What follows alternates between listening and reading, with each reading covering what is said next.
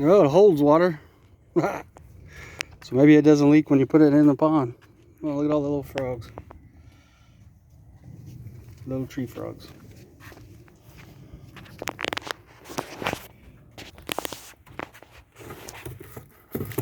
Here we go, full flood.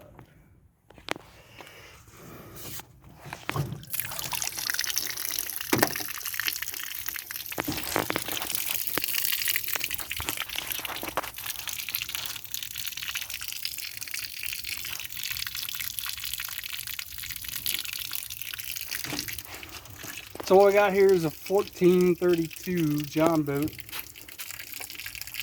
What me and Kyle are going to be doing is put a deck in the front, come back, put a deck in the back, and put a floor in it.